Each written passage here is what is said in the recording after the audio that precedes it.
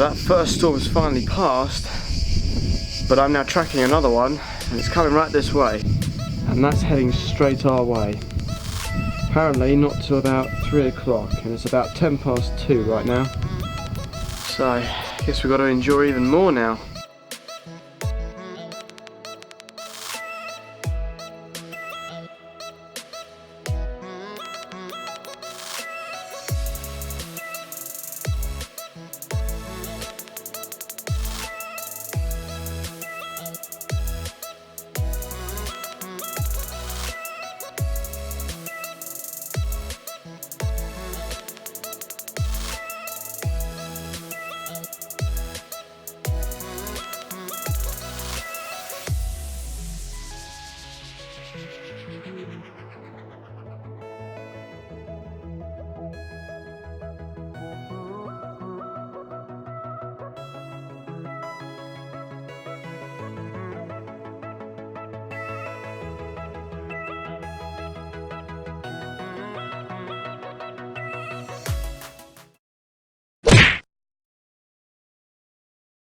What is going on, guys, and welcome to day 8 here with me in Tuscany. Now, of course, as you know, I'm here for 2 weeks and it's been pretty eventful so far. We've already been to places like, we've just come from Pisa, we've been to Florence, Pistoia and many more.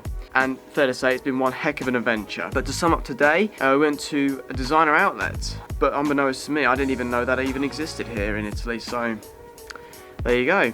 And we actually first became aware of this when we went to Florence because we just saw a couple of people standing outside the train station of Florence when we went there, and they actually were wearing MacArthur Glen outlet badges as well as giving out leaflets. So we decided one day we'd go there, and to be fair, it actually was a pretty nice place.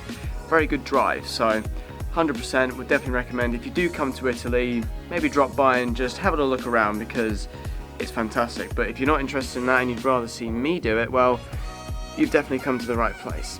So the drive there was actually a very nice journey, definitely a very mountainous area, and I must say some spectacular views. Like, even the drive itself was a lot of fun.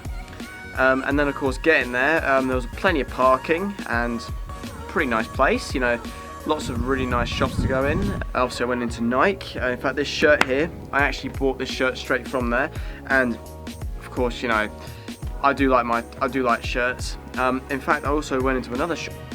I got this shirt as well, but while we were there, it also started raining, so it made the day a little bit more cumbersome, but we still managed to cope. So I'd say it was pretty good. And I mean, even now, like, the weather's still it's a little bit gloomy today, so hopefully we'll see a bit of a change. But I mean, we've had to cope with temperatures up to 48 all the way in Florence, and it was sweltering there. I mean we've got to give fair credit because, to be fair, the whole of Europe has been literally on fire over the last month and a half. It's been absolutely insane.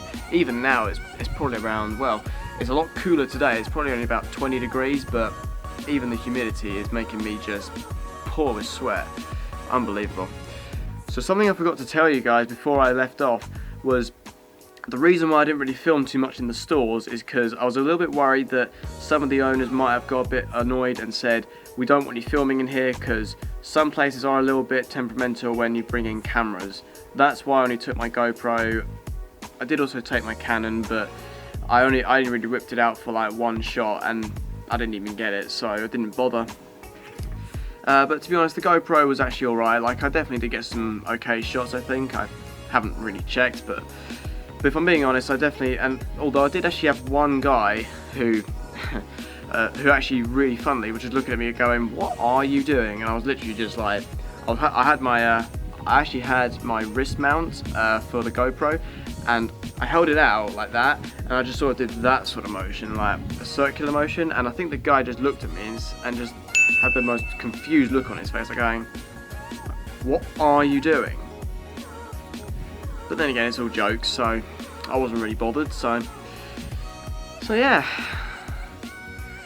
So I think a couple of extra plans I had to give away are, well, I do believe we're meant to be heading off to Pisa Sunday, mainly just to see the Leaning Tower, because, I mean, while it is quite a spectacular sight, because, that's the main attraction in Pisa, there's not really a lot else there, so Nope. we probably might either go there. I mean, obviously we need to fly out from there, so we might probably leave that to the last day, not sure yet.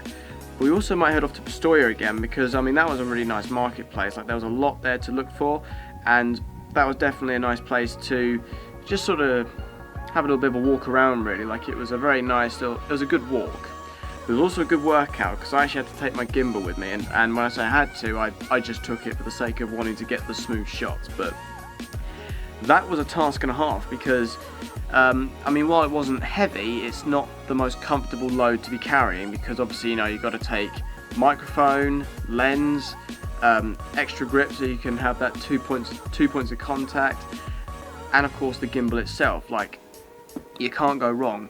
But obviously then you've got to make sure you've got to lug that thing around all day. And if I'd done that in Florence, I'm pretty sure I would have had to put it down at least 7,000 times. It was, because it was so hot out there. Like, I was honestly dripping with sweat, and I'm sure that thing would be just, it would have been pointless. So that's why I only took the camera with a grip and a tripod, because I thought, you know, like, it's not really that bad. Like, you don't necessarily need to get the most cinematic shots absolutely everywhere you go. But I must say, like, if you guys want to see this, like, look at this view. Like, I'm just going to switch the viewfinder around and show you this. I mean, look at that for a view.